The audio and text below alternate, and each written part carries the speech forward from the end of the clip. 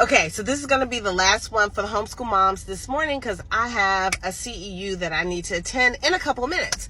All right, so test of academic proficiency. Unfortunately, I reside in a state that is requiring that, or a school district and a school that is requiring that. And they will tell you that there is no preparation for these tests.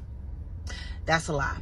They will tell you that they will just schedule the test. Your child will take the test. You will not prepare for the test. Nothing. They just throw you in there and you got to take this test. All right. So there is preparation for the test. Look online, Google and search. They will tell you. One of my child's counselors told her that if she did not pass the test, she could take it again. That is not true. I don't know if that's miscommunication. I was told the same thing.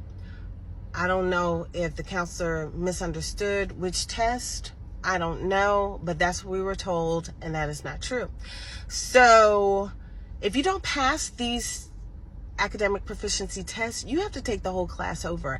And in the lovely county that I reside in, unfortunately, I was told the other day that she can't take the class where you can take a test to see what you've mastered and what you haven't, and then you just redo the parts that you did not master.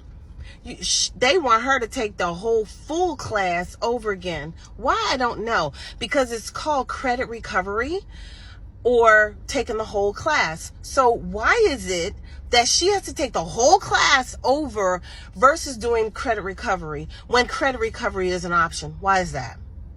That's what I want to know. Why is that? So I posed that question to the board the other day to find out why is that, because I don't understand, right?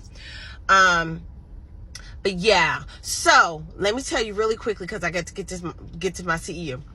There are accredited programs in your state, in every state, where your child can take the classes and they be accredited. So if your child transitions back to public school, they have taken an accredited course in that school district.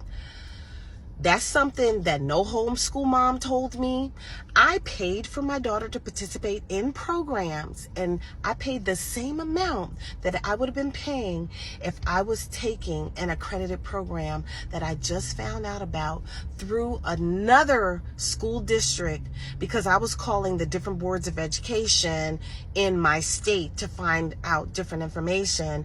And this is what someone from another district shared with me and actually gave me the list of accredited programs. Okay. And so I'm going to continue after my CEU.